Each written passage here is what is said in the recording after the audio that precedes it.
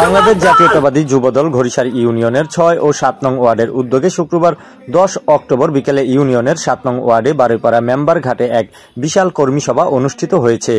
এ সময় ইউনিয়নের ৬ ও ৭ নং ওয়ার্ড যুবদলের কমিটি ঘোষণা করা হয়।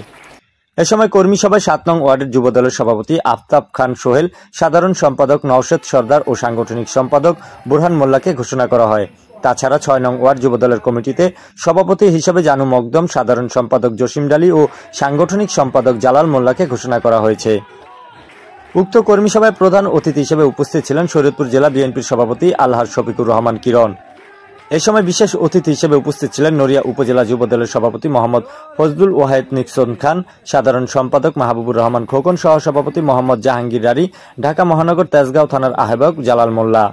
অনুষ্ঠানের সভাপতিত্ব করেন ঘড়িসার ইউনিয়ন যুবদলের আহ্বায়ক মোহাম্মদ জসিম ডালি এবং সঞ্চালনায় ছিলেন ঘড়িসার ইউনিয়ন যুবদলের সদস্য সচিব মোহাম্মদ ইমরান চৌকিদার।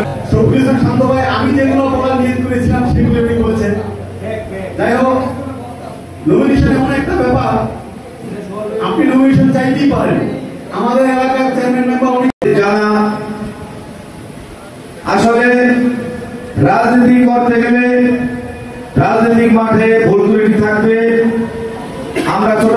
উক্ত আয়োজনে প্রধান বক্তা হিসেবে উপস্থিত ছিলেন নড়িয়া উপজেলা যুবদলের সাংগঠনিক সম্পাদক শফিকুল ইসলাম শান্ত। কর্মী সভায় আগামী জাতীয় সংসদ নির্বাচনকে সামনে রেখে সাংগঠনিক প্রস্তুতি, বিএনপির ৩১ দফা আন্দোলন বাস্তবায়ন এবং তারেক রহমানের নির্দেশনা তুলে ধরা হয়। বক্তারা বলেন, বর্তমান সময় যুবদলের জন্য একটি গুরুত্বপূর্ণ মুহূর্ত।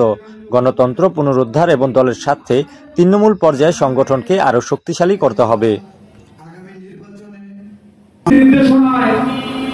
আমি আজকে ছাত্র দল থেকে যুব দলের রাজনীতিতে উপজেলার নেতৃত্ব দিতে পেরেছি, সে আমার অভিভাবক। এ সময় উপস্থিত ছিলেন ঘড়িসার ইউনিয়ন বিএনপির সভাপতি হরমুজ মুন্সি, ইউনিয়ন যুবদলের সিনিয়র যুগ্ম আহ্বায়ক পলাশ রারি, যুগ্ম আহ্বায়ক আকরাম ব্যাপারী, ঘড়িসার ইউনিয়ন স্বেচ্ছাসেবক দলের আহ্বায়ক বুরহান করিয়া, উপজেলা জিয়া পরিষদের সভাপতি আলাউদ্দিন মোল্লা।